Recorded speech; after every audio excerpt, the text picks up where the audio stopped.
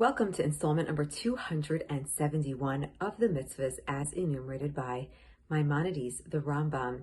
We have been discussing the prohibition of cheating others. We've been discussing the prohibition of cheating others in business, financially, as well as cheating others. Interestingly, Maimonides uses the exact verbiage for cheating people financially as well as mistreating people with our verbal usage, just with the words that we use and causing pain and suffering by what we say to people.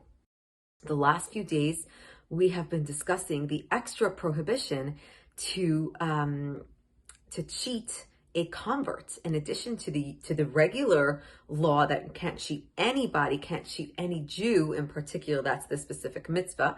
We have a separate mitzvah that talks about not cheating non-Jews.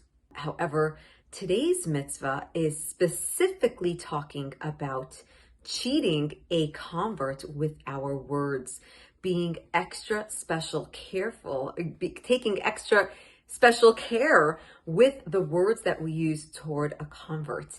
And as we have said, is that of course they fall under the category of every Jew. We must be very careful with the words that we use to any Jew. And once they convert, they are considered a Jew just like everybody else. So what is the need for this extra mitzvah here, an extra prohibition?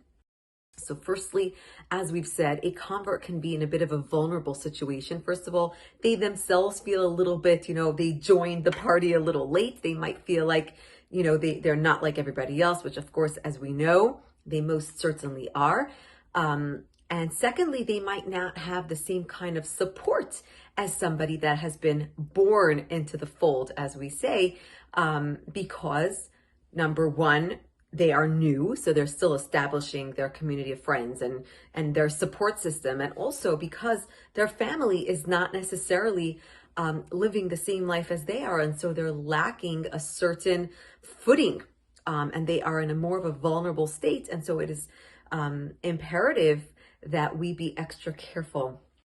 In addition, if one were to be unkind to a convert, they would actually be going against they would be committing 3 sins as opposed to 1. So they'd be committing, number 1, the sin of not cheating anybody, right? Any Jew that they fall under the category. Number 2, this added one of not cheating the convert. And thirdly, as we said, it's interesting how it's the same verbiage as the financial cheating and the verbal cheating, causing pain through our words. And so it even goes under that category of cheating them financially. So it's actually 3 prohibitions that are transgressed when one mistreats a convert. And this is really just goes to show the extra care that is given to converts, that, as opposed to thinking, or you often will hear comments where you say, oh, people aren't as kind to converts or whatever it is, but actually the Torah instructs us to be extra super sensitive to converts, and of course to anybody that finds themselves in an extra vulnerable situation. Of course, as we know, the orphans and widows and these type of people that don't exactly have the kind of support that can help them through life, we are instructed to be extra careful and extra sensitive with the way that we treat them. Have a wonderful day.